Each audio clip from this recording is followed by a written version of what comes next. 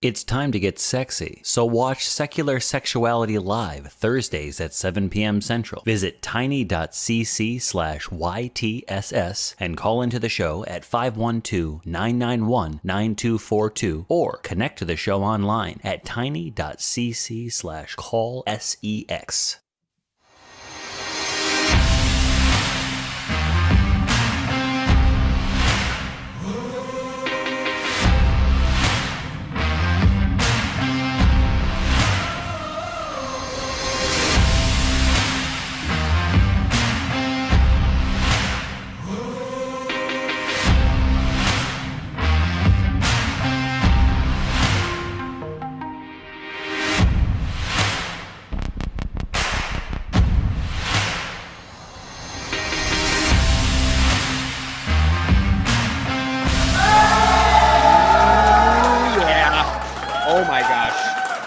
I hope you're ready. I'm ready. Johnny's ready.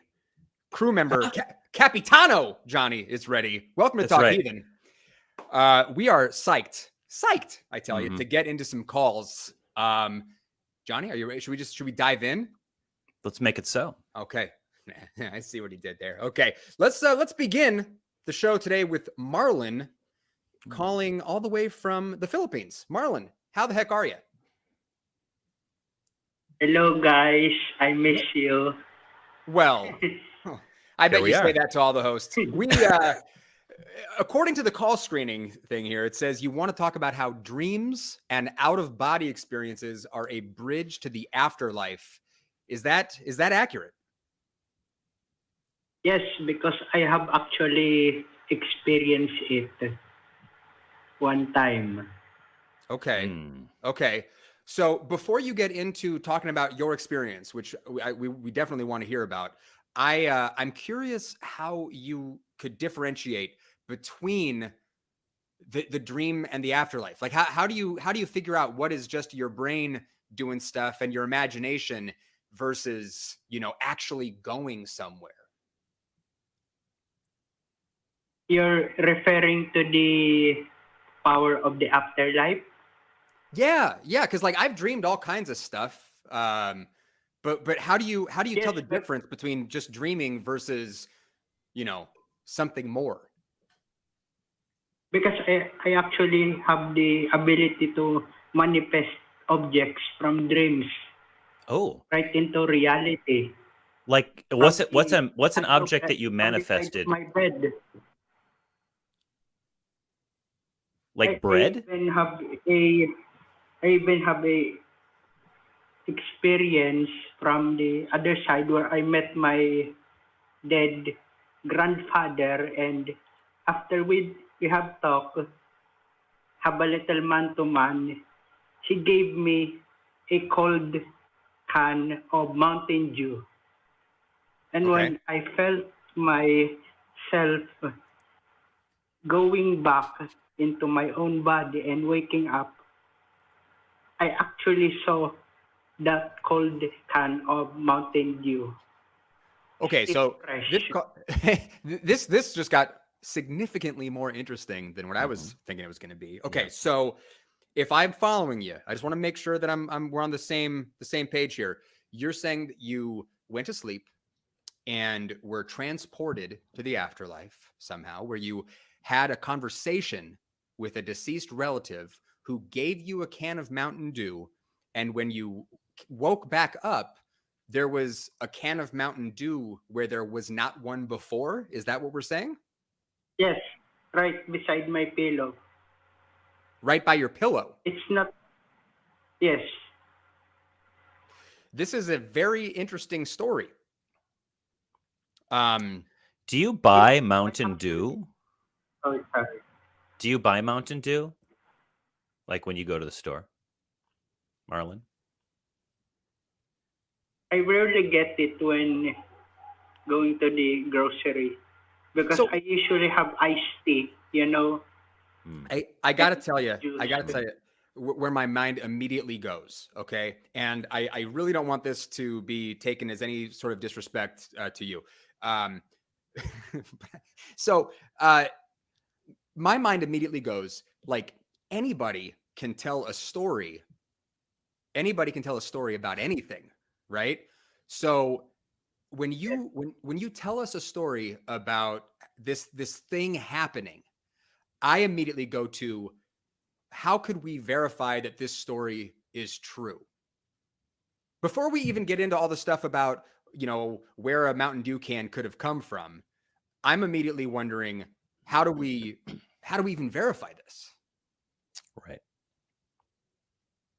Well, Yeah. you can say that I'm not the only Christian that has experienced this, because it takes a lot of prayer and study of Well, the okay. Bible. Well, but before you keep And going, then I have to draw attention. I'm not talking about other people's experiences. I'm asking you, how can we verify your experience? How can I know that this story that you're telling me actually, happened? Kenneth, Marlon, let me play bad cop here. All right. All right. Okay. Kenneth wants to know how you can prove it. All right. And I don't believe you. So prove it to me that happened. Yeah. I don't believe you. I don't know if you're lying or you're delusional or you went shopping for Mountain Dew or somebody put a can of Mountain Dew in your hand when you were about to wake up or what. But prove it to me right now, please, Marlon. Please.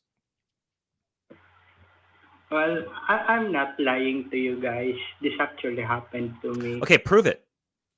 Yes. Well, if I was to be observed under a surveillance camera or some other video capturing device, you can capture it for yourselves. Okay, Marlon, I hate Mountain Dew. It's piss water. So why don't you? Yes. Why don't you dream that over to me? Okay, and I will reluctantly admit that you have dreamed the Mountain Dew to me. If you do it, okay, go ahead.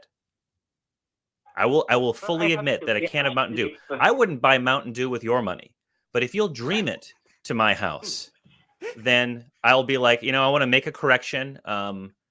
Marlon dreamed some Mountain Dew to me. Now I have to resign from Talk Heathen. Well, we don't want that to happen. I have to be asleep to do that. Well, because I'll tell you, I'll walk you down my thought process just a little bit more, Marlon. Is if I had gone to sleep and dreamed that I was talking to my grandma, and then when I woke up, like if she had given me, a Mountain Dew in my dream, and I wake up and I open my eyes and there's a fucking Mountain Dew can on my pillow, I would freak out. I would be calling my friends. Yes, I would be investigating that can. Everybody in my life would immediately know about this. I'd be going, who put the Mountain Dew can here? And so there'd be witnesses. There would be some sort of I'd be looking at the can to make sure, does this come from the Mountain Dew factory? Is there anything where I can there's a process that would happen. Okay. Because it would be extraordinary for a dream to manifest something in the real world. As far as I know, that has never happened in the history of history. So that's where I'm going. If I was to tell the story and someone was gonna be like, prove it, I'd be like, oh, well, all my friends know about it. All my friends, I've got people know that I was home alone. I've got my home surveillance system here, my little, Ring doorbell. Nobody was in the house, and we can verify. I have never bought and I'd be walking down the line. I would immediately start talking about evidence, not about what other people's experiences were. Yep. So I'm asking you, what's the evidence behind your story? You mean an actual video evidence? I mean, anything. Anything. Go ahead. Because do you have any evidence? I don't have any media.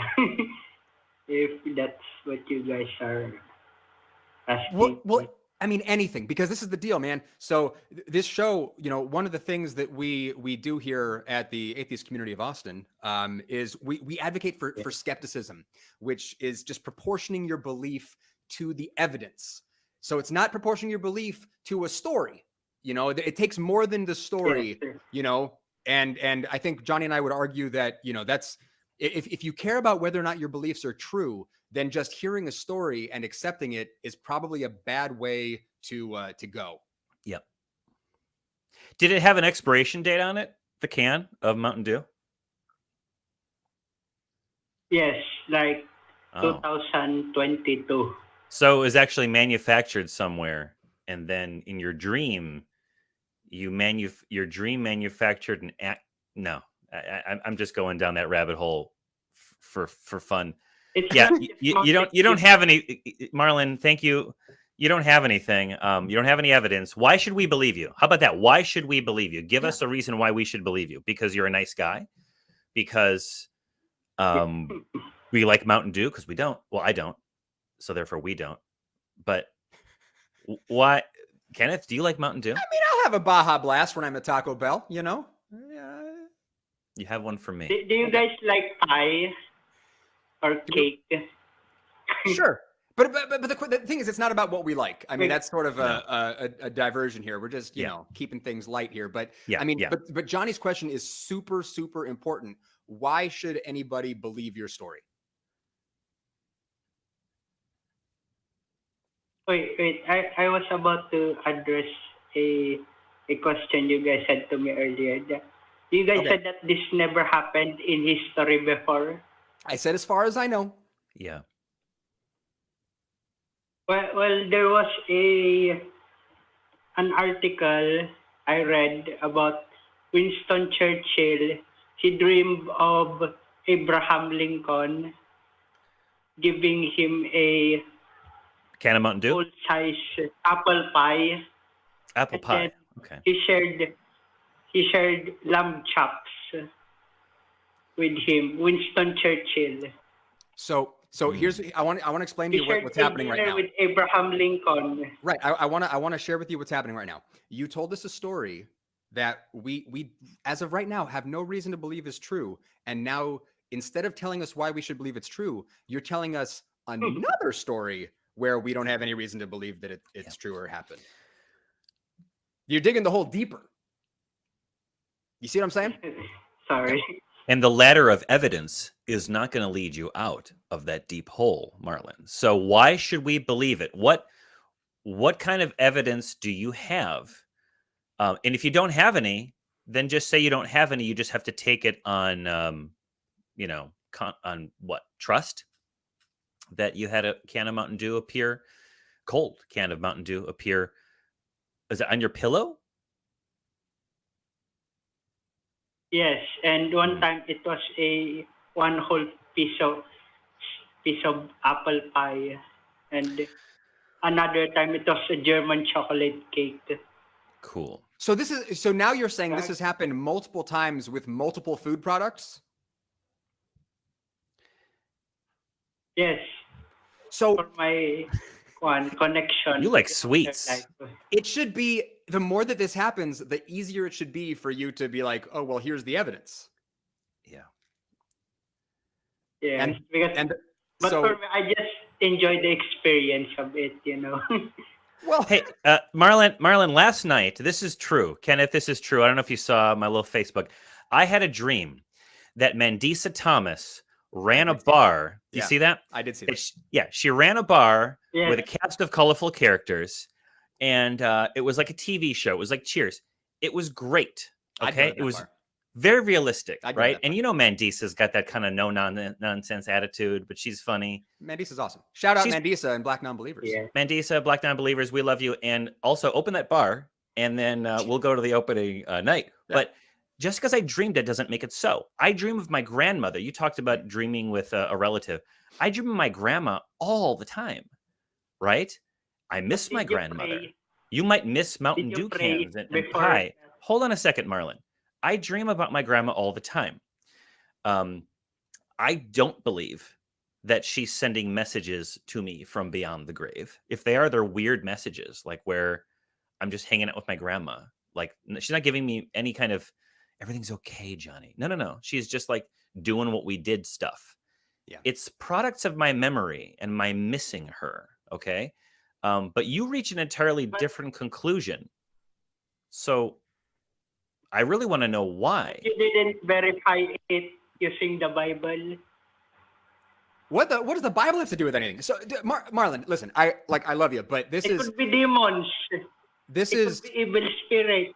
oh, but now you're stacking even more stuff on the table, Marlon. Like this is what we need to do because we do have some other callers, and I want to be respectful of everybody, but I'm going to be completely straightforward with you. This sounds like kind of a silly made up story. And I have no reason to believe it's true. So if you can't give us any evidence why anybody should believe your story, then I'm just going to chalk it up to bullshit. Frankly, I mean, it's like no disrespect, but it's okay.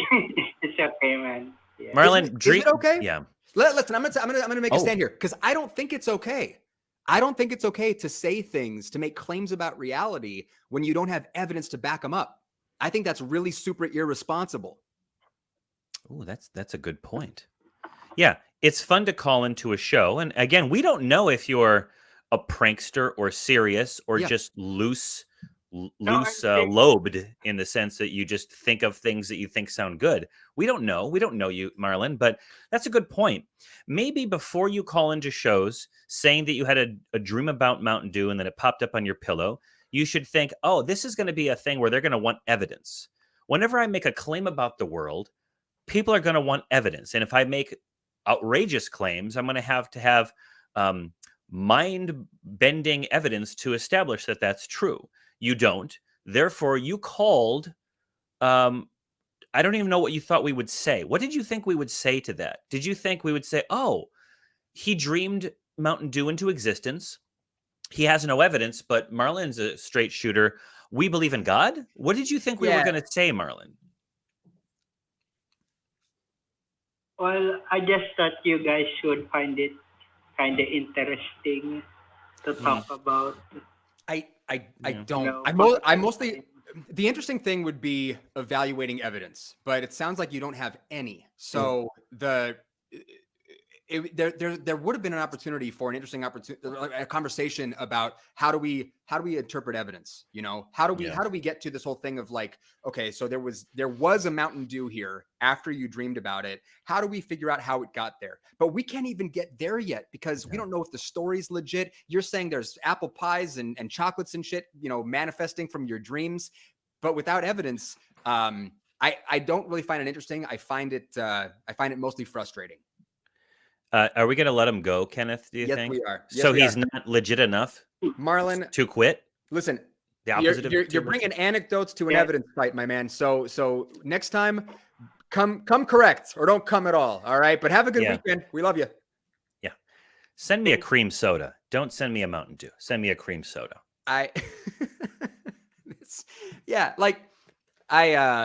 don't want to just, I run into this all the time with people on the internet where there comes a moment where I'm trying to figure out what the most charitable way to treat them is. Do I treat somebody like they're trolling, like they're dishonest, like they're incorrect, like they're ignorant, like is this attention? What is this? And on this call, like many before it, I reached this endpoint of being like, I don't know which way is up right now because there's nothing tethering this call to reality. So he's called before. He's called before, and it's always fuzzy wuzzy. Was that the guy who had someone's brother's pastor had a dog that died and they prayed it back into existence? Or am I thinking of somebody else? I think that might be the same guy. I don't know. I mean, I think I've talked to Marlon before. Seems like a nice enough guy, but it's not nice. It's not nice to make claims that you can't back up with any kind of evidence. I'll tell you what, when I hear someone like that who may be convinced of this kind of crummy evidence, the worst angels of my nature want to sell him real estate, you know, because there's such a low standard of evidence. Of course I wouldn't do that, but I think, gee, what couldn't I fool this person with? I get that. But you know, listen, I'm looking at the call screening thing. We've got just loads and loads of atheist callers calling in, and we love our atheist callers, but primarily on this show we like to address the theists. They get priority. We like to talk about what they believe and why. So if you're watching this, if you're a theist, don't be shy. Okay, call in. You know, we'd love to talk to you. Yeah. I was on TikTok this week again, trying to get people to call in. TikTok is just this like fertile ground right now of Christians making outlandish claims. But anyway, before we keep going, I got some announcements to make. So Talk Heathen, for those of you who may be here for the first time or don't know, is a product of the Atheist Community of Austin, which is a 501c3 nonprofit that is all about promoting positive atheism and promoting the separation of religion and government, like in the Constitution, right, Johnny? That's a thing. So they say. Yeah. And if you are watching this and you're like, this is my jammy jam, I want to support this, you can do that. You can do that by becoming a member, clicking the join button below the video. You can get on Patreon, patreon.com/talkheathen to me. We also, well, not me specifically. It's the more broad me of the ACA. It's rhetorical. The ACA as a corporation is a person, I believe, also under the law. We also have a channel that houses all of the shows of the ACA in audio podcast form. If watching this and seeing Johnny is just overwhelming you, you don't know how to feel, you can go to tiny.cc/AEN podcasts. You can also become a part of the Talk Heathen community in our fan run Facebook page at facebook.com/groups/talkheathenfg. And that's another place where you can see me and Johnny on there, talking to people. I must have left like half a dozen messages for people on Facebook who are theists going, don't just leave the message on the Facebook thing. Call us. Yes. We had a conversation with somebody, didn't we? Isa, I believe, was the name of the chap. Yeah. Who had some things to say. And I had an interesting Facebook private message back and forth with Isa, trying to get that person to call into the show. So if you're listening now, Isa, we're here waiting for you. So call on in. We'd love to have a conversation with you. I could have sworn I saw that Isa said that they were planning on calling in. So hopefully their schedule works out and they can do that. If you would like to continue the discussion after the show, you can also join us in ACD, which is our fan run Discord server. That you can find at tiny.cc/ACA Discord. I'm going to be in there after the show. Johnny? I will be there as well. And lastly, but certainly not leastly, you can check out the newest version of the flagship program on the ACA, the Nonprofits, which will air live at 3 p.m. Central Time today. Yes. Johnny, what the hell is happening today over on the Nonprofits? I'll tell you. I have it up here on my LCARs. Cynthia, August, Neil the 604 Atheist, and our very own Jason will be talking about a Halloween-themed episode wherein costumes that should never be worn. We're going to be talking about Halloween's origins involving virgin girls being, well, let's say demons are having their way with them. That's very strange. We're going to be talking about hell houses, and we're going to be talking about, this is my favorite one, conservative Christians want to replace Halloween with Jesus Ween. Jesus Ween. That's right. Jesus' Ween is going to be talked about. Nothing more satisfying than Jesus Ween. It goes, yes. Well, that's immediately after this program. So those of you who are watching now, you might as well find the Nonprofits, click watch, like, and subscribe. Ring a bell or two, and let us know what you think. I have a vested interest in that, of course.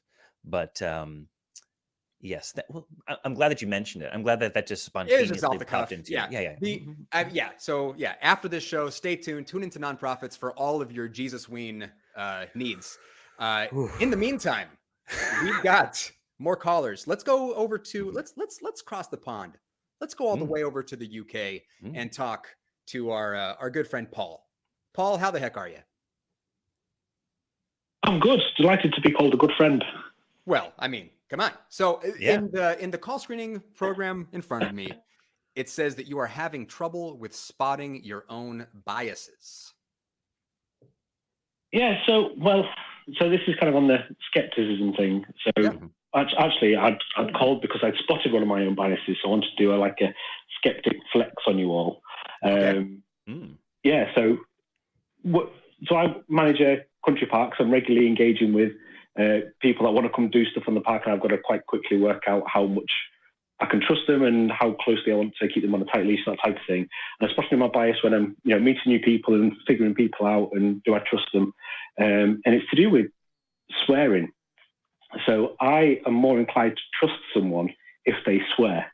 And the reason I thought this was interesting because, like being brought up Christian, being brought up in that very kind of, Christian witness culture, I guess the bias is as soon as you swear or get, emotionally or angry, or you instantly lose any conversation or argument, and that's kind of you discredited.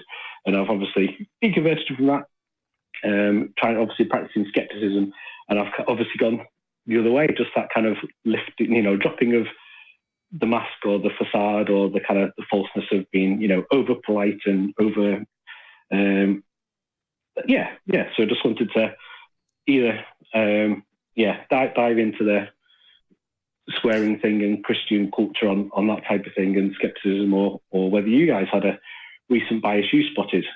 I can see where you're coming from with a person who's more comfortable using foul language might be more inclined to just tell you exactly how they feel because they're not holding back out of politeness. Yeah. Yes, but you could also cultivate a bit more real. You could cultivate a lascivious tongue and use that to mask a deceptive mind, right? You could. But I tend, when people talk turkey with me and they use foul language, I think I fall prey to thinking that they're talking straight with me. But for me, it's more what they say, not how they say it. I've had plenty of conversations with folks with big vocabularies where I'm like, oh crap, I'm trying to fake it, versus someone who's swearing up like a sailor. And I think that identifying your tendency to, I don't know, maybe feel a closeness because of the swearing is a step. Like Thufir Hawat says, the first step in avoiding a trap is knowing of its existence. Oh shit. Yeah, but not in the new movie, only in the 80s David Lynch movie. Thank you. And I got the Thufir eyebrows. You can't see. But knowing that you have this and the delivery was everything. That was great. Knowing that you have that bias is good. So now what do you do with the bias? Well, you have to, I guess, perform an on-the-fly audit of your assumptions that come with it, and then try to isolate it, and then do an overview of the conversation of what's actually happening there. Again, trying to get at a person's motivation, right, is could be a fool's errand, because there are so many people who can speak nicely, gently, smoothly, and yet can be feeding you bullshit the entire time. And there are also people who speak very harshly, who have goodness in their intentionality.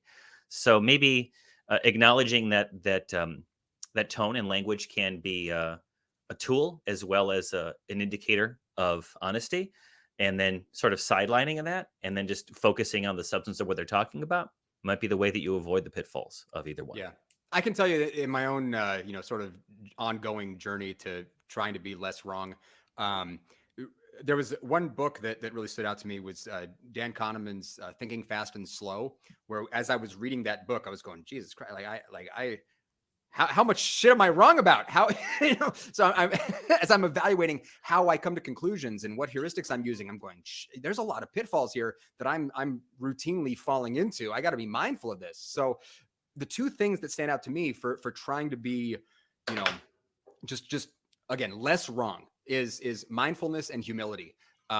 So trying to be mindful of the fact that we are all susceptible to bias, and it's inevitable for us. And then to just in addition to that mindfulness, to stay humble, to evaluate claims as they come, try to just stay on top of it. It's the best we can do. But the thing that you'll notice, the more mindful you are and the more humility you have with respect to your own thought processes and your own conclusions and your own fallibility, frankly, is you'll start to notice how most people, I hate to say it, maybe it's different where you live, but here in the United States, misplaced confidence is a problem here, where people, full steam ahead towards whatever feels good to them. And it's not a good way to be correct. So, yeah. Paul, do you swear? Do you use locker room language a lot yourself? Don't say locker room language. No. I'm thinking of the seven words you can't say on television right now. Yeah. You do? Okay. I don't fucking swear. Well, all right. Good man. But here's the thing. So you've just told me that people who sound or use language like you, people who sound like you, right? People who are more in harmony with you, you have a tendency to trust more because there's like a resonance, right? There's a resonance frequency. Of course. And there's a trap, right? Because Kenneth and I were allegedly, right, in the legal profession. Okay. And we know that you will adapt your speech to the people you're talking to. If I'm allegedly talking to a judge, I'll sound one way. If I'm talking to a jury, it's another. If my client is a very sophisticated business person, I do my best to try to sound like I understand all the sophisticated business person terminology.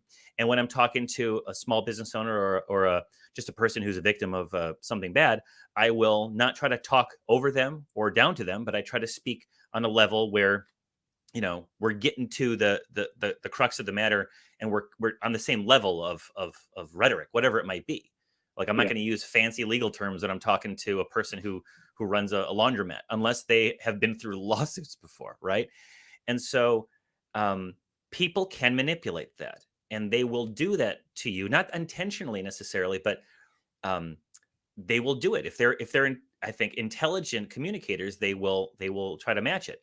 But there's a pitfall there, and I guess the pitfall for you is trusting people who sound like you, because sometimes someone's going to hit you out of nowhere who sounds completely different from you, who doesn't have that similar resonance frequency of language, and they might be more true than a person who uses, you know, blue language.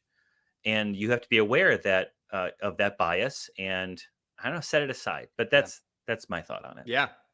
Yeah. Hopefully this was. I guess that's, like you said, that's over half the battle. I've spotted it and I'm aware of it, and I wanted to kind of, you know, promote to theists the glory of being more self-aware and like the opposite, like not shutting down when someone's getting sweary or frustrated when you're talking about religious things. So like my family's very religious, very Christian and work in church and that type of thing. So when I'm talking with them about, you know, issues or Bible stuff, whatever, I've got to do it super politely because I want to keep them on board and not lose them. Sure. Because if I was to slip into more comfortable sweary language, I wouldn't be able to bring them on the journey with me. So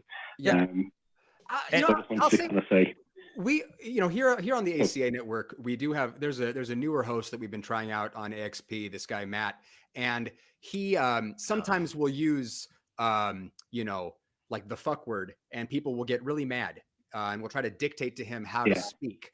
And it's always stood out to me, you know, Matt and I both came up, you know, in Christian communities, and being told how to speak is a big part of growing up in those communities. Being told certain words are bad and naughty words, and you can't use them because, you know, it makes the devil happy and makes Jesus cry. So you can't use the fuck word and certain other words. And it seems to me that it happens an awful lot like this. Someone will make a shitty argument. Matt will be like, hey, that's a bad fucking argument. And they'll go, hey, don't use the fuck word with me, instead of just addressing the argument.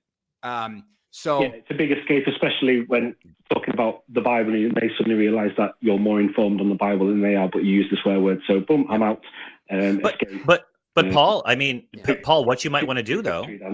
Oh, sorry. I didn't mean to talk over you, Paul. But what you might want to do is recognize that there are people who don't like swear words. And if your goal is to make sure that your message or your conversation is going on, you might hold back. Not that they're right, but that you want to make sure that your message gets across, that they understand you, and that you're communicating and you're not letting that get in the way. So sometimes you'll swear because you fucking want to, and other times you won't because you know that there'll be an obstacle. And the greater goal here is communication, not making your conversation style win. Your goal is to go deeper into the topics, right? Go deeper into the issue. Yeah. But on that note, this is a good stopping point for this call. Paul, thank you very much for calling in. Hopefully we can. No, thank you. Big fan of the show. Yes, fuck you. Sweet. Yeah, I think this week we go into the week treating biases and fallacies like Pokemon, and we just try to catch them all. You know, right? There's a fun game to play at home. You know, for the audience there. Hey, we've got a promo to show you guys. So this is my super smooth transition into showing the promo that we have to show you guys. Roll tape.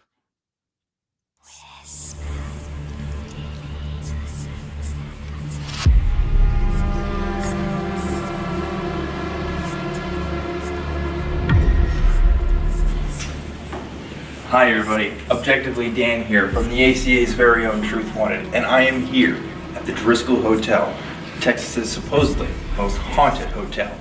And we are going to be doing a very special live event on October 31st, Halloween night, where we are going to be live streaming in the hotel's allegedly most haunted room.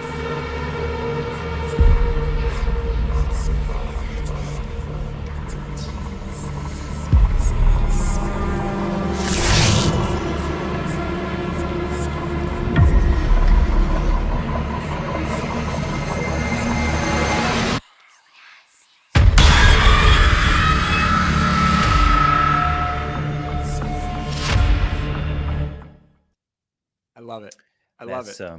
Dare I say spectacular? I mean, and listen, normally when you're watching Truth Wanted, you can't tell that Dan is 9 feet tall, but in that video you could see. Yeah. You wanted the truth. There it is. That's the truth. Dan is 9 feet tall. But yeah, tune in. It's Halloween. Let's get spooky with it, right? Mm-hmm. Yes. In the meantime, before I mean now you guys are all just on the edge of your seat waiting for that. You know, later tonight. Sit back in the seat. Nonprofits, of course. Get comfortable. But we got a theist on the line. We got one here. So let's welcome. Is it? I want to say Setuf. I'm not sure how to say your name, caller. Can you help me out? Yes, it's Setuf. Setuf. Awesome. Setuf. All right. Well, okay. So according to the call screening software here, it says your question is how can abortion be moral? Is that where we're going? Yes, exactly. I don't know your guys' position on this topic, but I watched other presenters, and what I understood is that they are basically pro-abortion, and I cannot understand how you guys can be that. So, as I said, I don't know your position. Maybe you can elaborate. Okay, I hate to do this to you, but I have to begin by asking you: when you say moral, what do you mean? I mean, it's a wrong action to take. It's something that should not be done. Okay, so here's the thing. I'm coming from the position of morality being based on an evaluation of how our actions affect other people, other sentient beings, right? I want to promote well-being. I want to decrease suffering and harm to other people. So when I'm looking at something like abortion, that's all I'm doing. I'm going, okay, when I'm evaluating all the factors here, is allowing people with uteruses to make these decisions and to have bodily autonomy and to go, okay, I can decide if I want to be pregnant or not. Is that going to be a net gain to humanity, or is it going to cause some sort of harm or suffering? So for me, it's pretty straightforward in that sense. I see lots of reasons why it would be good for us to be able to make those kinds of decisions and to have that kind of freedom. And I don't see any reasons, frankly, why it would not be good for us.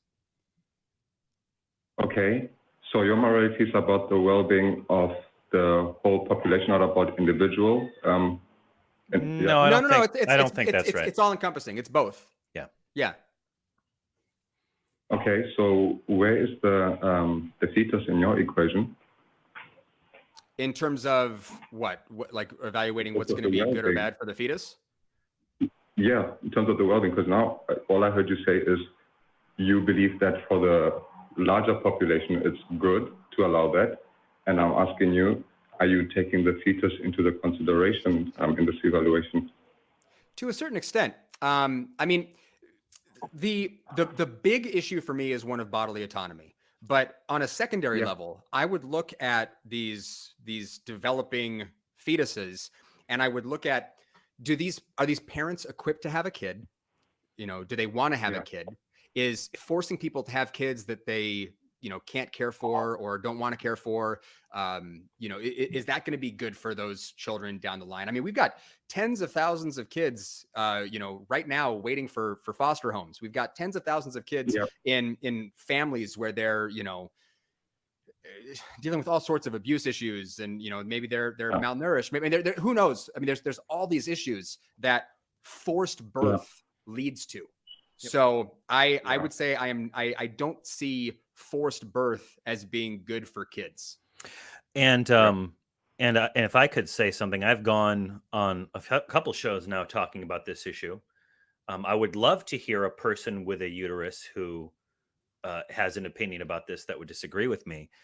But I don't want people and government to tell an individual that they must carry a pregnancy to term. I don't want the government to tell me that I must use my body for certain end goals that other people decide are important. And so I just wonder if the shoe were on the other foot. I said something, I don't remember where I was, but if somebody told me, if I had a uterus, for example, and I got pregnant, it would be an invasion of my bodily autonomy to tell me what to do with it. And and that's that. Now, as far as the fetus is concerned, I suppose I don't believe that rights attach to a fetus. I don't believe in a soul, and I don't believe that a fetus is a person. So I'm not really considering the rights of the fetus much at all. Okay, so you guys hit quite a lot of stuff there. Can I just to cut this a bit short, sir, can I just run a hypothetical by you? By all means. Okay, so let's say, for instance, hypothetically, there was some sort of activity. Let's just say maybe there was a new Xbox game, right, that you could play. It's loads of fun, but there's a disclaimer on this game with some special technology that it can happen that while you play this game, in actual fact, as absurd as it sounds, that you actually bring or force another being into existence, and this being has to be physically dependent on you. Okay, this is the game. So would you say somebody that's playing this game, and then this happens, that a being is forced into existence and is now dependent on me, would you say then that I can kill this being without any consideration just because now? Well, this is really interesting, because what you're doing is you're sort of attaching this beingness, this personhood, if you will, to a pregnancy. I didn't say human, right? I said being. I didn't say human. Yeah. No, I understand you said being, but I'm following what you're doing. So the issue is this. I would ask you, do you think that consent to sex is the same thing as consent to pregnancy? Well, let's look at my hypothetical, right? I know that playing this game has a chance of forcing a being into existence, which will be dependent on me. We don't even have to deal with the hypothetical. We can deal in the real world. So is consent to having sex, we can call that the fun game, is consent to having sex the same as consenting to having a kid? It's if you are having sex, you unless you are not very educated, you know that there's a chance that you are going to force a being into existence, which will be dependent. You really don't want to answer my question, do you? So I'll ask it one more time. Is consent to having sex the same thing as consenting to having a kid? Yeah. It's not that I don't want to answer a question. I just want to make it clear what my position is. But yes, it is. So consenting to sex is the same thing as consenting to having a child in your mind? Well, if you are educated and you know what sex can lead to, then yes, of course. I know this is a weird one.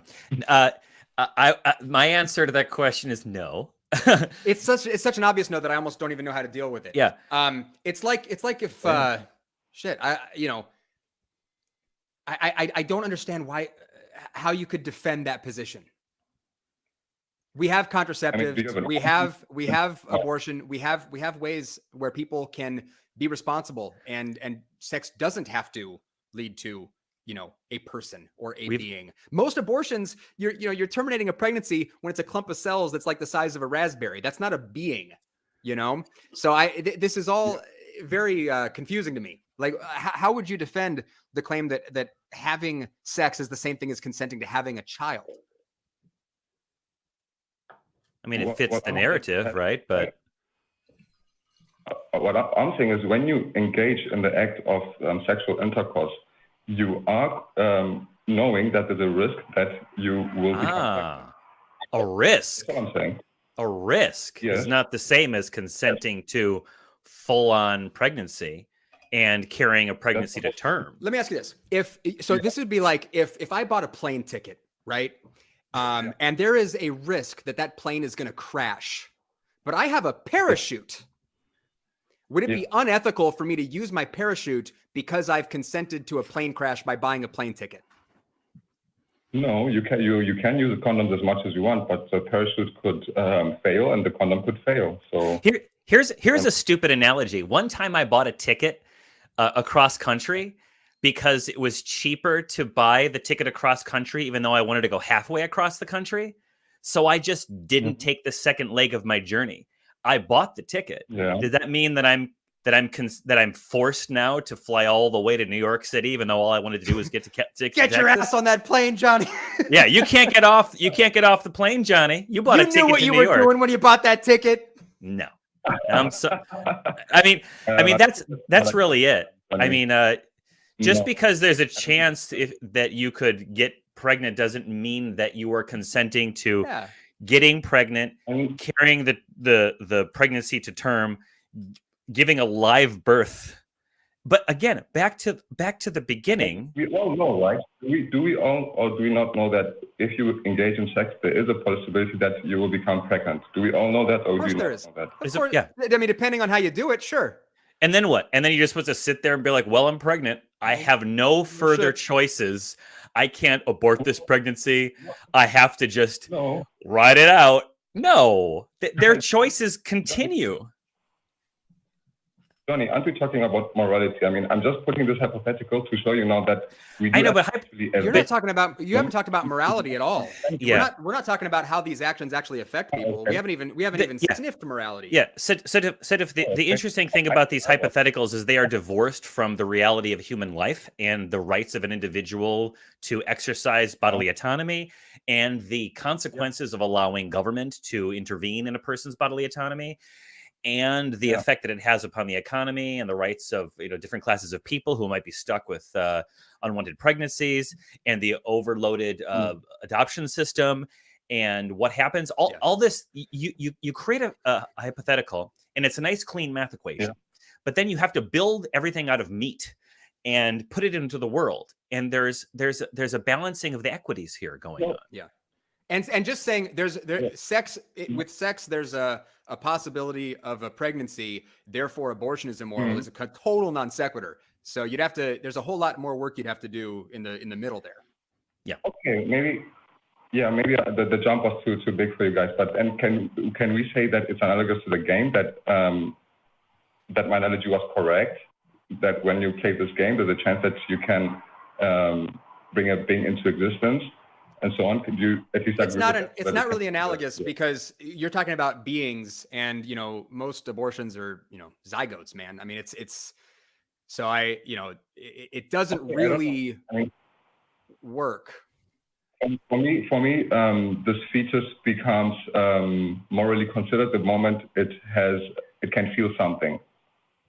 So I don't know I don't know exactly where that is, but I'm not saying killing a clump of cells is wrong, but I'm saying the moment this being becomes a feeling sensitive being, that's the moment that its right to life must be taken into consideration in this equation of saying other people can now just abort because of inconvenience when they knew very well what are the risks of that. So we must also take the rights of this feeling sensitive being who is not consenting, who did not consent to be in that position, I believe we must take them into consideration, even though they cannot speak for themselves. I'm here today to speak for them, and I've not heard you guys say you're the zygote Lorax. You speak for the zygotes. Setuf, I get it. Cool. I'm glad that you're the champion of the zygotes. I get it. I'm not interested in continuing the conversation. I get your point. I don't agree. I'll tell you that the problem that I have with it is that the conversation is completely divorced from the realities of what getting an abortion is like for most people. People aren't waiting around going, all right, I'm gonna wait for this little, fetus to be able to feel some shit, and then I'm gonna terminate it so that it can, like that. I'm not saying that. I know you're not saying that, but like late term abortions are pretty rare and pretty traumatic for a lot of people.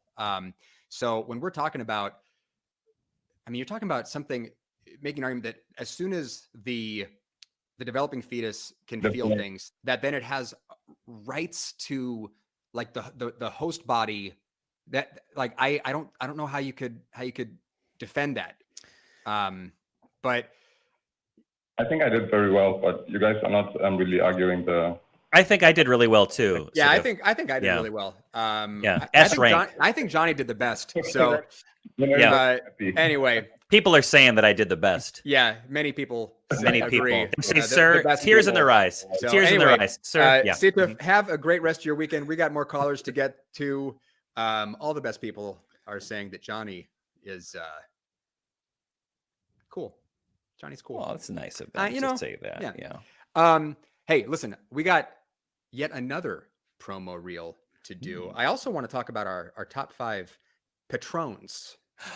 Okay. Yes. Our top 5 patrons. We've got Eric Tweet, CJ Dennis, Dinglebury Jackson. I used to say Dingleberry, but then I heard Lloyd say Dinglebury. Dinglebury. Yes, Dinglebury Jackson.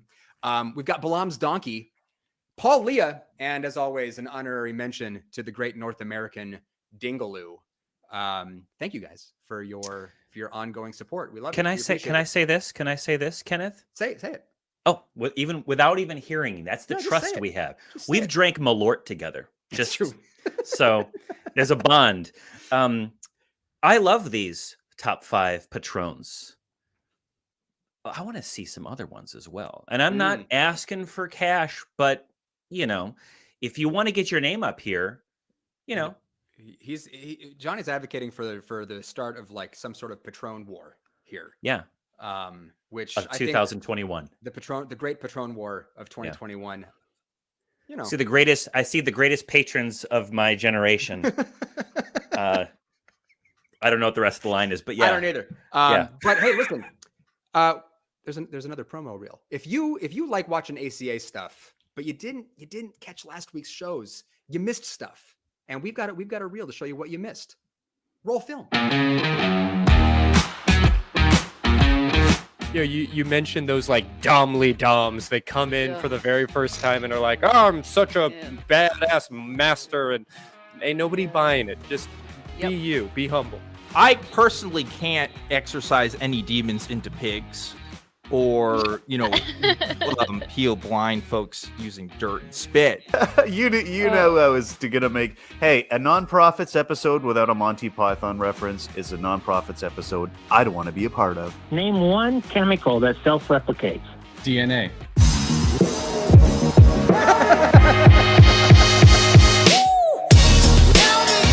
Thank you. I really appreciate your advice and the fact that I got to speak to someone that's like, I think one of the most influential people in the atheist community. Well, I don't know if I'd go that far with Dave, but he's pretty cool.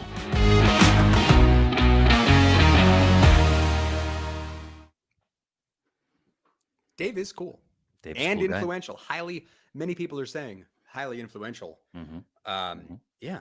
God, with MD when he just DNA. Awesome. DNA. Awesome. Yeah. We got more callers to get to. Johnny. Yes, sir. We've got one of your favorites on the line. Are you ready? Are you ready to talk with Kevin? Kevin from New York. Before I say yes, I want to have a message. No, I'm not going to do the preacher voice. I want to have a message out to the folks in chat, the folks who comment, the folks who have not a lot of love for Kevin from New York. There's a path. I don't know where we're leading here. Okay. A lot of people tune out when they hear Kevin from New York. We don't have to take him for a long time, but if he's given us something interesting to grab onto with our little teeths, let's see where it takes us. Okay. That's true. And before anybody says anything about the little teeths, Johnny still has his baby teeth, and we're not going to shame him for that. It's just part of who he is. Anyway, I don't Kevin, have adult teeth. You know, like Kevin. Hey, you guys. What's going on? Kevin, before you say a word to me, I think I'm going to call you out on this. You were going to give me and Katie Montgomery homework. You didn't. Before you say anything else, why? Oh, I'm really, really busy. You know, I tune in, listen, the past 2 weeks and everything, but yeah, I was just really busy. I'm sorry. Okay, so here's the thing, Kevin. When I host next time, unless you message us at tv@atheist-community.org, okay, with homework assignments, I won't take your call. That's just me when I'm hosting as lead host, okay? Because I want to believe that you're real. I want to believe that you're not a Poe. I want to believe that you're not just a prankster.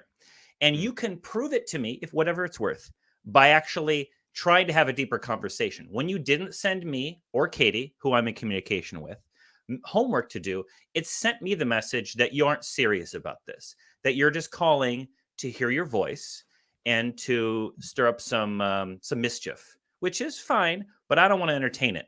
So, but I'm not the lead host. Kenneth is. Kenneth's a good guy. He's the good cop today. So, what do you got? Well, I'll tell you. Okay, so the call screening thing says you want to talk about a grimoire, a textbook of spells to prove a supernatural existence. Is that where we're at, Kevin? Well, yeah. I think it was the perfect topic to bring up since it's Halloween. Okay, fair enough. Okay. I mean, well, you know, is there? I got it. Let me really quickly. And I know we've been talking all over you, and I semi apologize. So, will this call get past a book says a thing? Well, yeah. Okay. Yeah, absolutely. Okay. If the listener is willing to realize the implications behind it and the people I'm about to name, because the people I'm about to name have a certain prestige with them in the realm of the occult. Even though I'm a Christian, I want to. There are probably top rank crystallologists who do crystal healing. I don't give a hoot. Let's see where you're going to go with this, and I'm sure Kenneth and I will steer you off of your meanderings very quickly. Go ahead. What do you got? Go ahead, man. This particular grimoire that I was going to name to you guys has at least 3 different authors, which was surprising to me. But the grimoire is titled "The 72 Demons of the Ars Goetia." Cool. Okay? And one of these authors being of a well-known name, Aleister Crowley. Who, Mr. Crowley, what goes on in your head? No, I've heard that saying, but this is not the case. You see, it's just that these people themselves, following their work, it is entirely separate from sources that you would say is usually from the Bible, but they trace their work back to days that go back to King Solomon. Okay, so we've got a book that says things that can be tied back to another guy. Yeah. Or the time of another guy. So Where's the link to the supernatural stuff? Yeah. There's a book that people say does something and ties back. Go on. Yeah. An old book, maybe. An old book. Or a book with old themes or old claims. Yeah. So is it true? Is the book true? That's the question. We don't think so, Kenneth. And I don't think you do either. But what evidence you got? Come on. Well, you're laughing too, Kenneth. Bear with me for a second. Oh, we've bared with you for many seconds. Because what do you got? Now, listen. This is not a. I'm not trying to off-rail this, but have you ever seen the popular culture TV series known as the Squid Games? What the fuck does this have to do with this grimoire? Kevin's got like a bingo card, and he's trying to put as many silly things in it as possible. Come on, man. Squid Game doesn't have anything to do with anything right now. Yeah. It Kevin, you're losing your edge. These are the type of people that I'm trying to explain to you. You see, Squid Game people? Because, huh? Okay, all right, Kevin. I'm going to give you 30 seconds. Go. Well, the information that I'm trying to tell you is information that luckily people like me have stumbled upon. But it was originally meant to be secret away from the, quote, profane, the separation from the higher class versus the lower class. Hidden by who? Spiritual information. And so these, huh? So that's 30 seconds right there. So Pumpkin, Kenneth, Pumpkin. I'm done. Kevin, this is a thing where I have found myself wondering if you call into the show take up time so that other people don't get a chance to call in and talk. No, that's not true. Well, I didn't say it's true. I say I wonder about it. It would make, again, I'm dealing with this thing of like, what's the most charitable way to think about you? I could go, you're very confused, or maybe you're trolling, or what I don't know what the nicest way to approach this is now, man. So if you're not going to put some sort of evidence on the table about the supernatural, if you're going to talk about Squid Game and, old books and Solomon, then it's a waste of time and we're going to drop the call. The only way that somebody came to realize this was real for one own self is because this is performed through ritual. You know what I mean? But in the act of ritual, it has to be done in a very, very, very specific way. And, Kenneth. So not evidence. Okay. All right, Kevin. Have a good one. But I don't think I'm going to take your calls anymore when I'm hosting. No. Because it's listen, if nobody's seen Johnny, and I actually when Johnny and I were hanging out here in Chicago recently, IRL. We talked about this. I told Johnny I loved that he had taken the time to go through and watch all of Kevin's calls and basically created like a Kevin index and confronted Kevin about all of these claims that he's done. If you haven't seen it, go back and watch it because it's great. I'm going to find it. I'm going to tweet it. But the issue is we can't keep wasting time on ridiculous bullshit with no evidence. Because there are sincere believers who will call in and offer what they think of as evidence for their claims, and those people deserve a shot. So that's we got a lot of good callers here. Kenneth, fuck the grimoires. Yeah. Never mind the grimoires. Here's the next caller. Who's it gonna be? I think we should. Can I pick this time? Not that I want to take it from you. Okay, I'm not picking. Johnny's picking. I'm taking Hugh from New Zealand. Atheists need to go the extra step and deny the supernatural because it's imaginary. Hugh, you're on the line with Kenneth Leonard, Johnny P. That's me. And why do we need to go the extra step? Leonard. Because sitting on the fence doesn't really get us anywhere. You see, when you say, I don't believe, when someone says, You know, here's this God. You say, what? I don't believe. What is it that you're not believing in? That it's real. Yeah. I don't believe it's real. Yeah, but what don't you believe is real?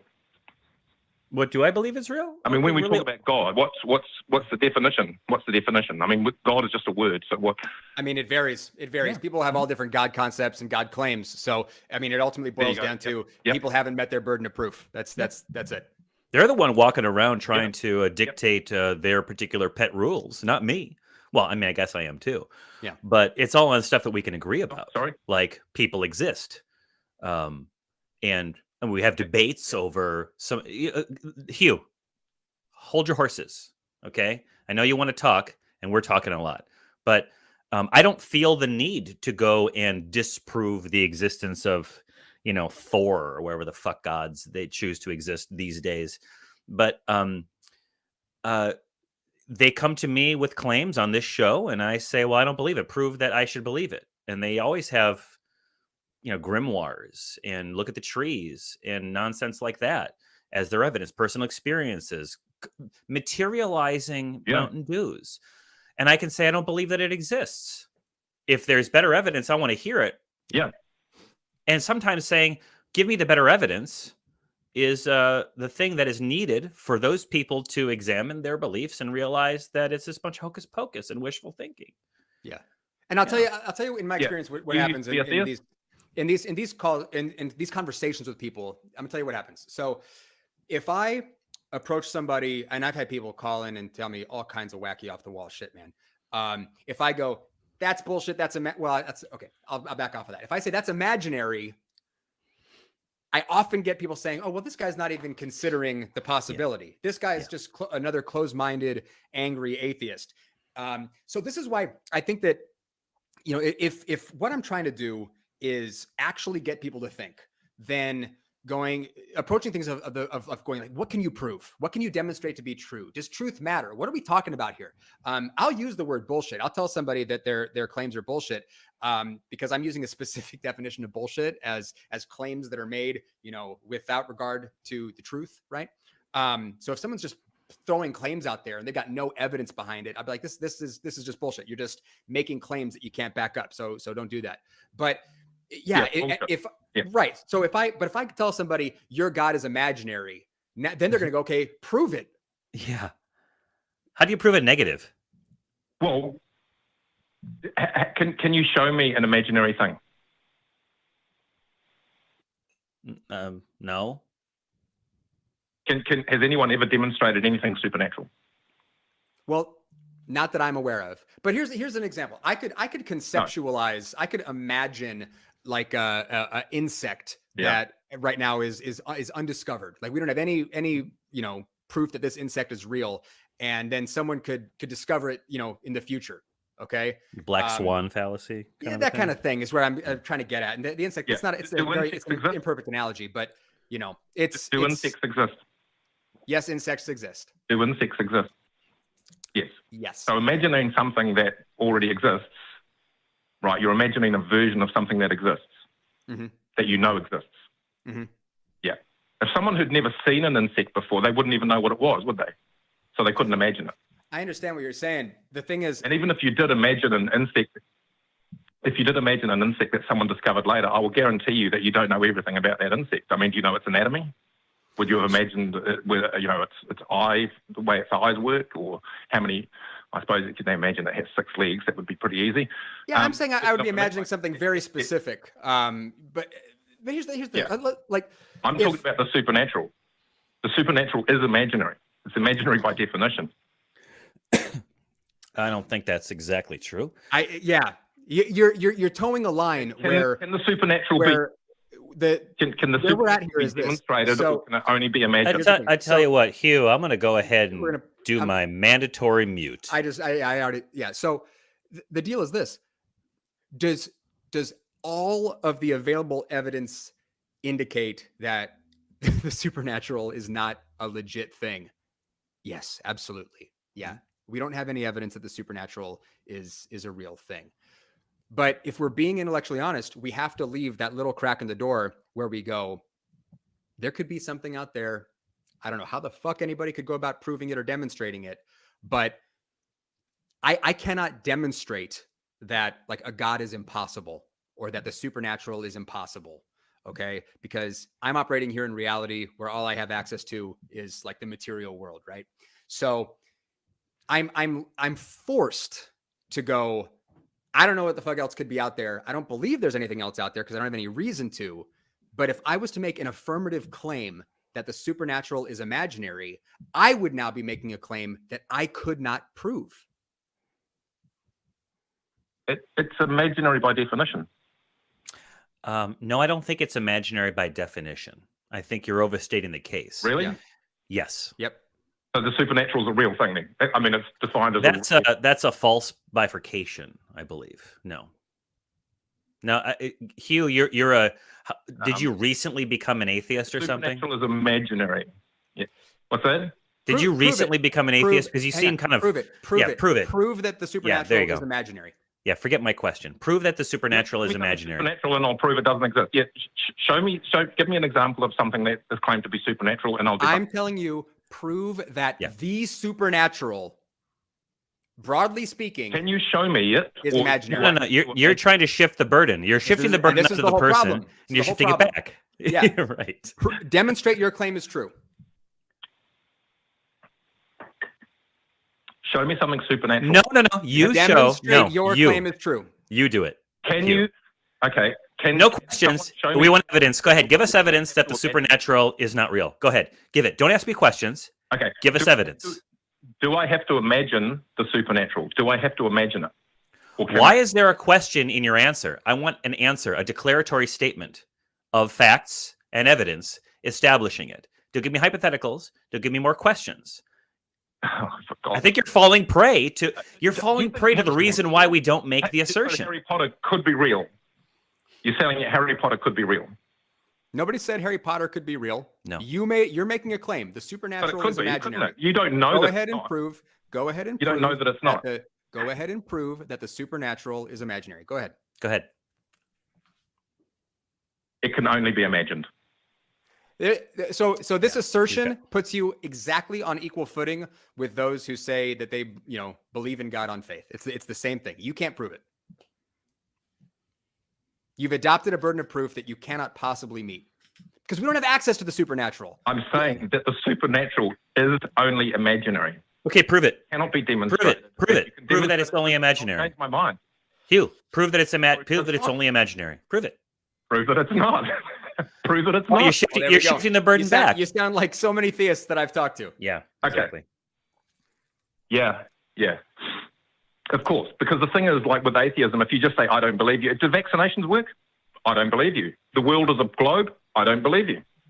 We can test those things. Mm-hmm. I don't believe you doesn't get us anywhere. There's no progress. There is no supernatural God. Yes, it does. Yes, it does. Because we can test those things. We have reality. We can test those things. The reason the reason I don't know gets us somewhere is because we can test those claims. Yeah. If we're making claims about the nature of reality, we can go ahead and test those things. Okay. We can test to see if vaccines work. We can test if the earth is round. How do you test? How do you test for and prove that the supernatural is imaginary? We can say we have no reason to believe it. Prove those things because they exist in reality. Mm-hmm. Right? Yeah. I don't think we can test that the world is round. I don't think Hugh gets it. I don't think Hugh gets it. No. Hugh, why don't you sit on that, let that stew for a little bit, and then call back again. I mean, I get the enthusiasm and I understand the frustration. I really do. It would be, extraordinary. It'd be revolutionary if you could demonstrate that the supernatural is imaginary. That would be it. It'd be game over for theism forever if you could do that. So work on it. Yep. And maybe you'll give us something awesome that we can use on the show in the future. Yep.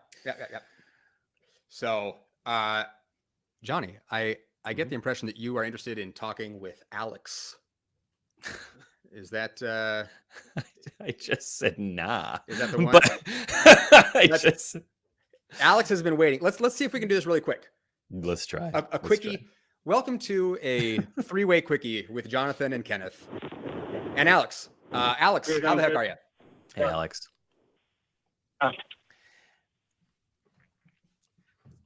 What do you got, Alex? Yeah, you're consenting to a quickie, knowing that you could catch the communicable disease of deconversion or conversion. So go ahead. That means you're consenting to conversion. Go ahead. That's fine. In terms of abortion, I was thinking that at the forefront it should be based on personal responsibility. What should be based on personal responsibility? And why is it always dudes who are doing the abortion? It's always dudes. Why is it always dudes? Okay, so what exactly is the issue of personal responsibility? We're assuming you're a dude, Alex. Are you a dude or are you a non-dude? Yeah. Alex put him in the call screeners. So you're a dude. Yeah. Yes. Okay. So I think dude is not a gendered thing, by the way. No. Okay, go on. I think personal responsibility should be at the forefront of any decision we make. So I think this is kind of the general aspect of it. Like theists make the mistake when they throw their brain in the trash when it comes to religion. They don't use logic anymore in the real world. I think the same kind of happens with abortion. So responsibility is always the most important. Well, let me finish. The responsibility is the most important thing. If you're, it's a very important personal responsibility. But when you go to the abortion issue, it seems like it's the same mistake, the flaw that the theists have when they throw it right in the trash when it comes to abortion, because personal responsibility no longer applies. Okay, so two things. One, like you put me in the position where you just said theists throw their brains in the trash, and that's not fair. That's not true. There's a lot of really smart theists out there. I've never encountered a non-fallacious. Logically. Sorry. And even there, I again, and this is the thing.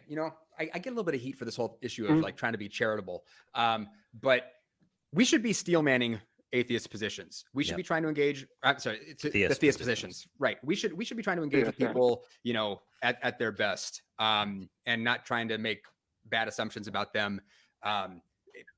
So anyway, we don't need to go down that whole rabbit track. But I don't understand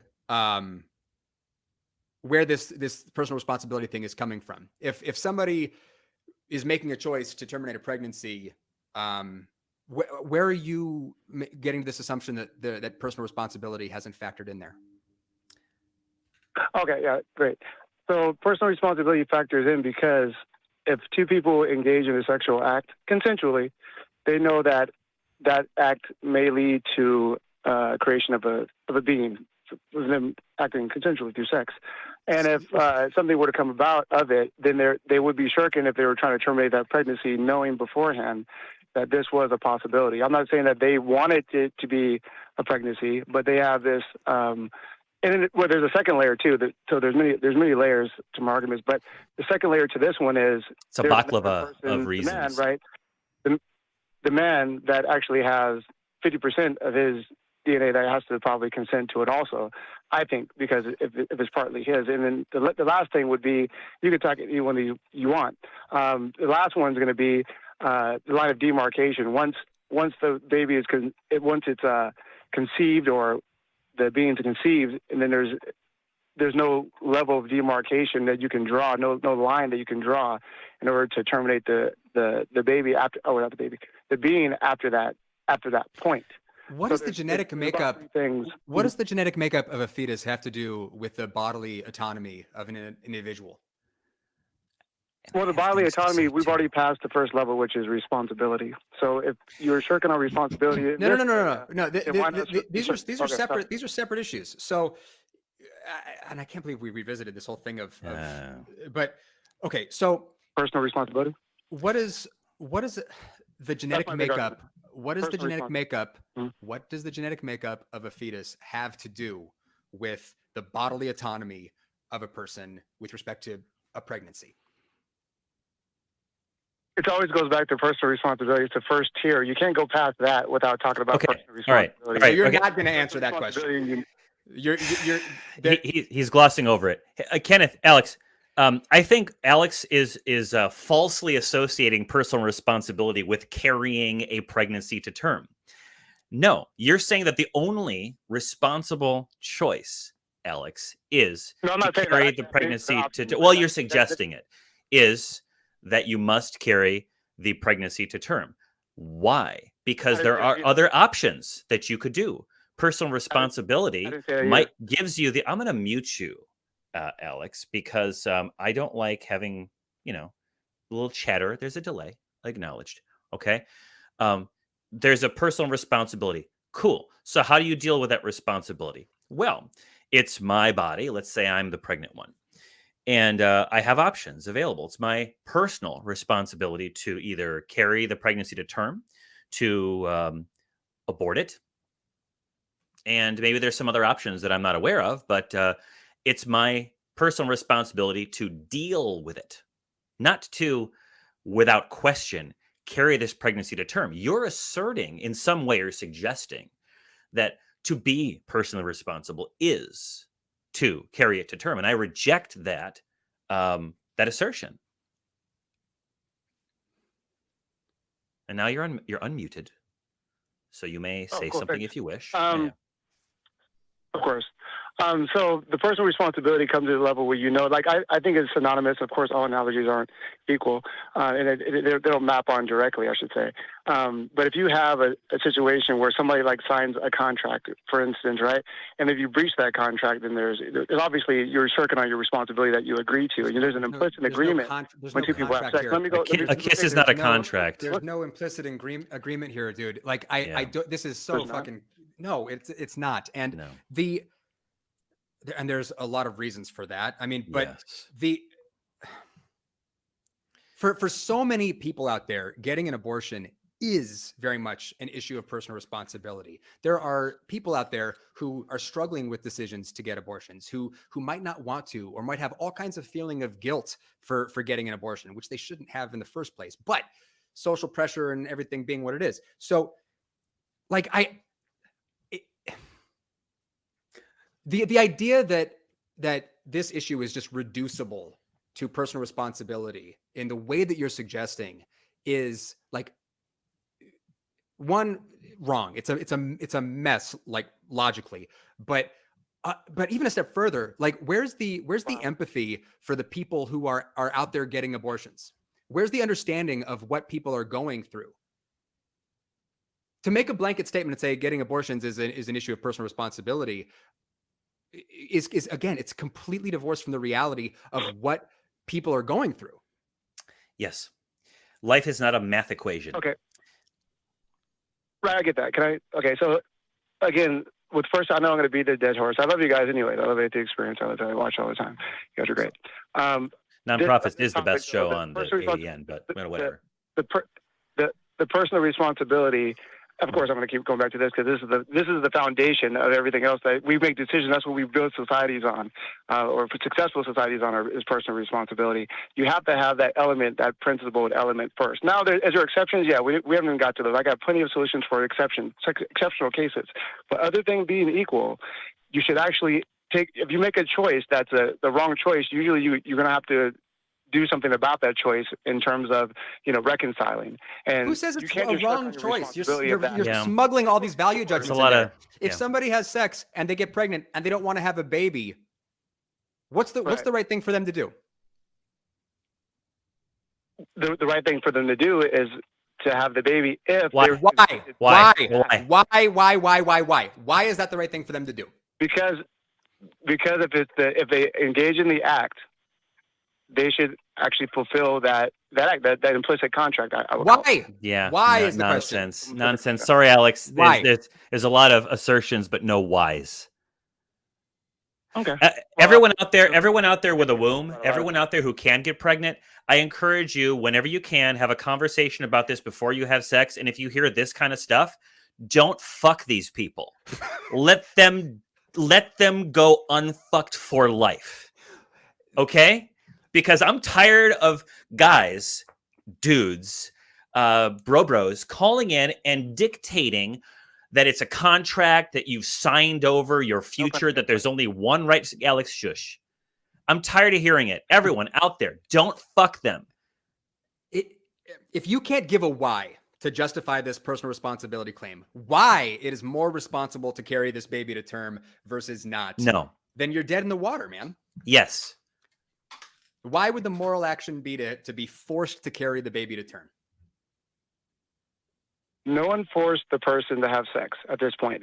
No, but you're talking about forcing them. You're talking about forcing them to deliver a baby. Actually, you know what? They can actually no. You actually know they can actually have abortions. People have abortions all the time. They can just go and do what they want. They can still have an abortion. Obviously, they can do what they want. Like somebody can commit suicide. What I'm saying is, I don't think it's showing personal responsibility for these people to have abortions once they've consented to act, knowing that that's a possible end.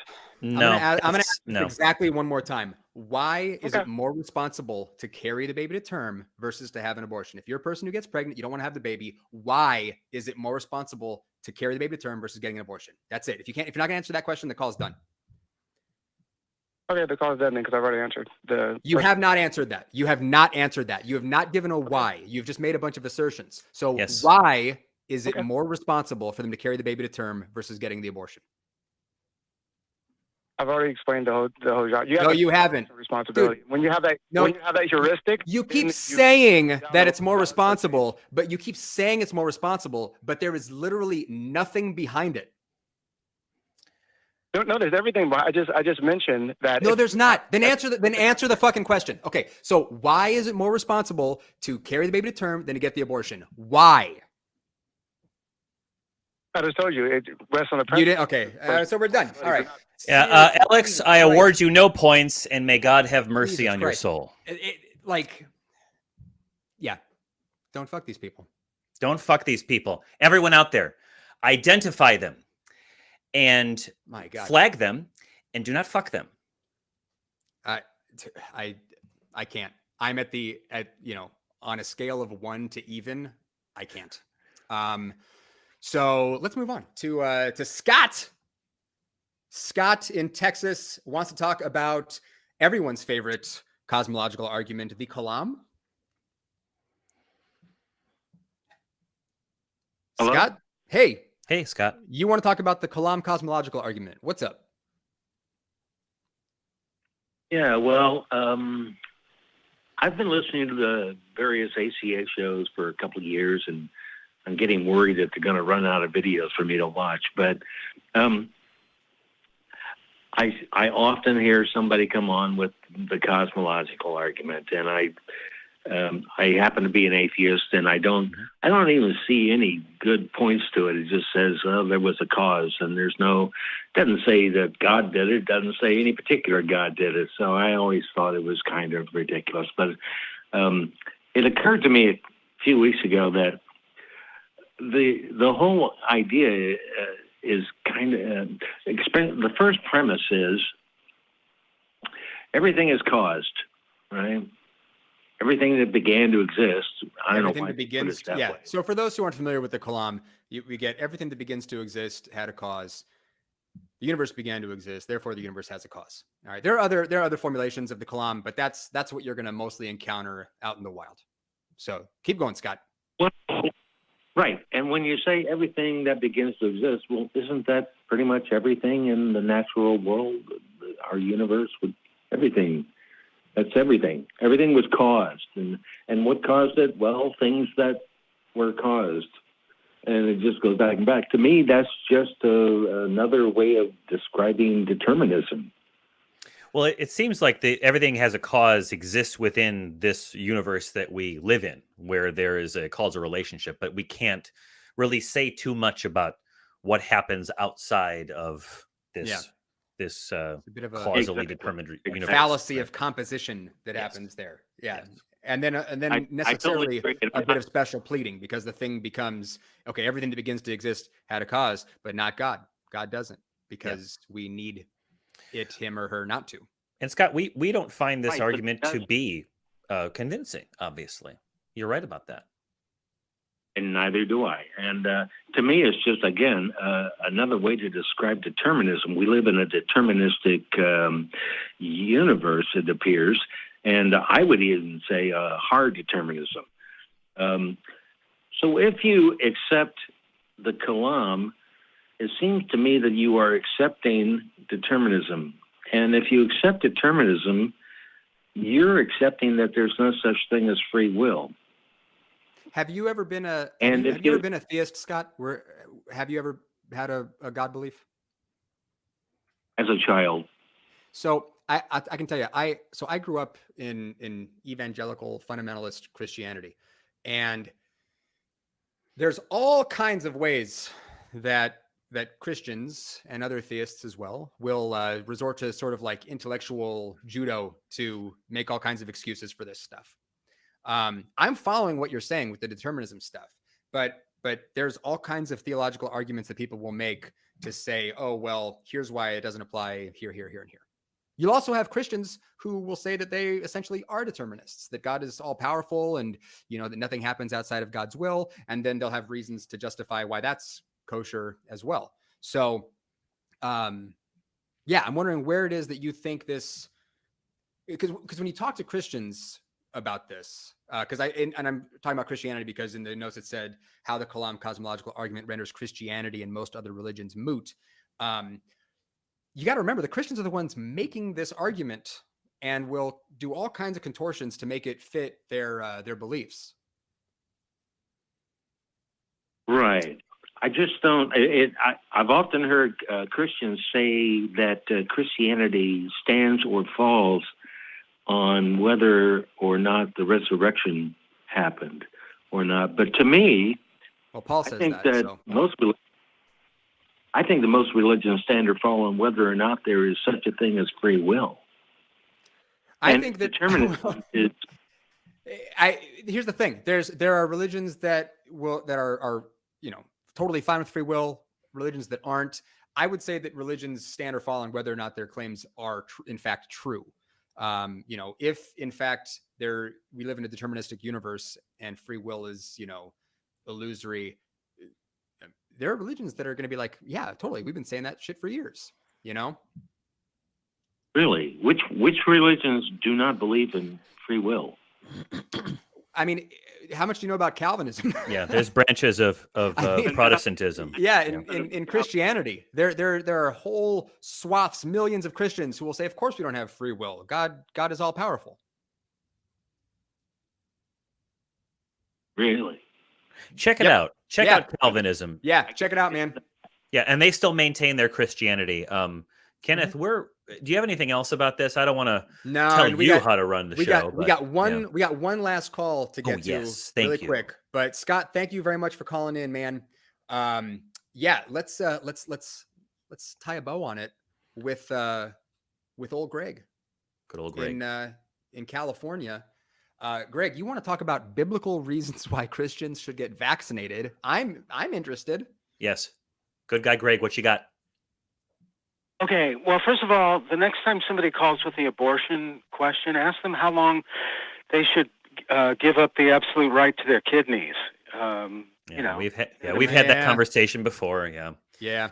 And some people take issue with that, But why? What's the biblical reason, Greg? We gotta end this show. Okay. So this is a public service announcement for Christians who say they have clearly held religious belief against getting vaccinated. Okay. This is Romans 13:1-5. Let every person. Are you going to talk about submitting to the government authorities? Oh my goodness. Yeah, exactly. And then the second one is 1 Peter 2:13-15. Be subject for the Lord's sake to every human institution, whether it be the emperor as supreme or to governors as sent by him to punish those who do evil and praise those who do good, for this is the will of God. And then Titus 2:1, remind them to be submissive to rulers and authorities, to be obedient, to be ready for every good work. This is an interesting thing because, I grew up in church, man. I've heard sermons during certain administrations where these exact passages that you are citing get brought up a lot, where this idea that God installs earthly rulers, nothing happens without, God's stamp of approval, where that is the thing. It's like, listen, if you disrespect, the government, you're disrespecting God, that kind of a thing. But I've noticed that it depends. It seems to depend on the political leanings of the preacher. And it all points back to the Bible being this big Rorschach test. Yeah. Doesn't it always depend though? Yeah. Well, this is what I say about that. When a Republican wins, It is the will of an all-knowing, all-powerful creator of the eyeball and the cosmos. When a Democrat wins, God is a gigantic pussy. And it depends on the church. Thwarted. Yeah. Depends on the church, man. Will can be thwarted by a dead Venezuelan. But, well, I mean, I got you, Greg. I just think that you're going to, if you try this on Christians, you're going to run into problems because, again, the Bible's the big Rorschach test. And there, for every passage saying you listen to the governing authorities, you're going to have Christians who are going to tell you, well, we don't have to listen to, the government when they're telling us to sin, or we don't have to listen to an oppressive government, that we have every right to throw off, the yoke of oppression from all those scientists who want us to, live longer lives and be free from disease and prosper. Yeah. Except for that first quote, which says that God chooses the authorities. Well, yeah, but listen, man, the Bible also says that, unless you give away all your shit to the poor, you can't really follow Jesus. But they don't really take it. Again, it's there's the big so many Rorschach test. there's so many different kinds of Christians. My liberal progressive Christians, they use all the touchy-feely Jesus shit, and my conservative Christians are all fire and brimstone and all of that. I think you're painting with too broad of a brush on this one, Greg, but I get where you're coming from. I get the sentiment. I feel that way oftentimes when I hear the news too, but there's all kinds of Christians. Some of them want to work together, and some of them just want to crush you under the foot of their dogma. Yeah. And it's like, there's a verse for... I'm not worried about the former. There's a verse for everything, man. I mean, that's the thing. You will find people... Like my favorite example of this in American history would be on the issue of slavery, because you had people arguing from the pulpit on both sides of the issue, arguing for and against slavery, and you'll find that with everything. It's But one of them was biblically correct. One of them was biblically correct, and one of them wasn't, right? Again, depends on who you talk to. I mean, it's well, Matt Dillahunty would argue that the ones who were for slavery were biblically correct. Well, okay, and just to put a pin on this, yes, the Bible explicitly sanctions slavery, but the Bible also says stuff like love your neighbor. The Bible also talks about not kidnapping people. But that's a stretch. But it's all a stretch, man. It's all a stretch. That's a garbage fire. The garbage fire. I think condoning slavery is explicit. I think the other is you have to sort of stretch it a little bit. Well, okay. Again, good luck using this on Christians, but I'm just trying to give you the warning that you're going to find people on all sides of it.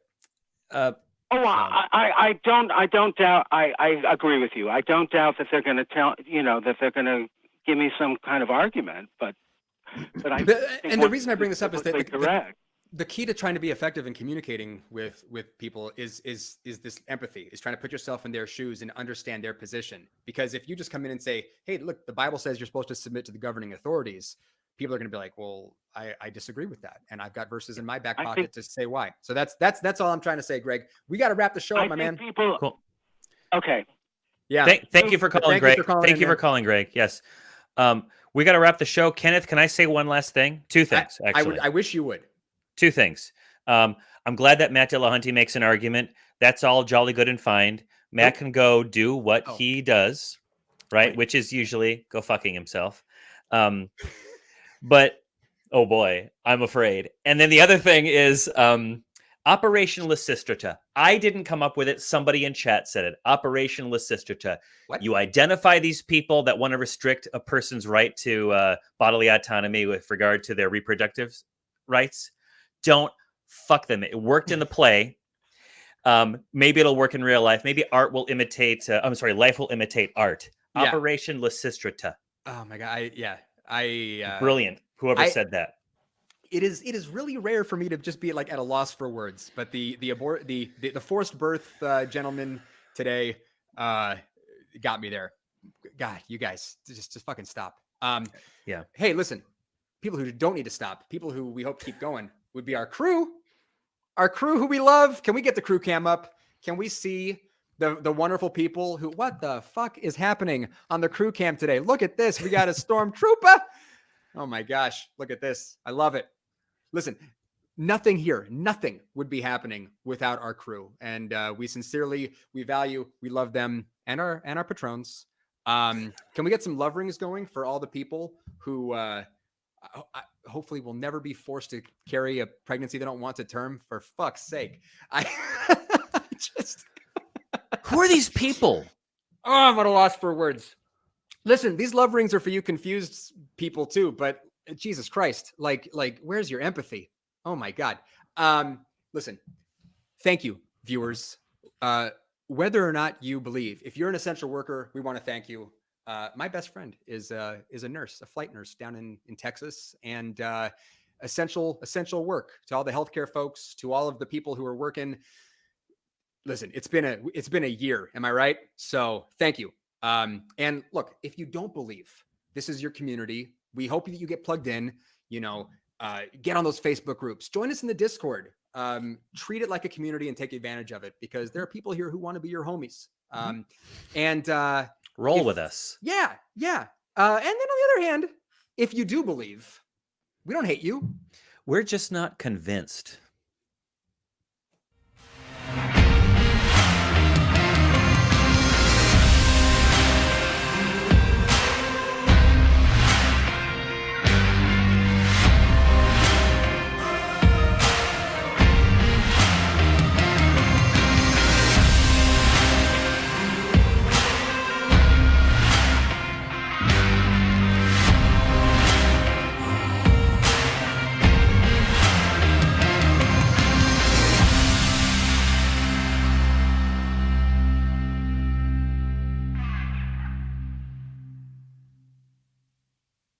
We want the truth, so watch Truth Wanted live Fridays at 7 p.m. Central. Visit tiny.cc/YTTW and call into the show at 512-991-9242 or connect to the show online at tiny.cc/calltw.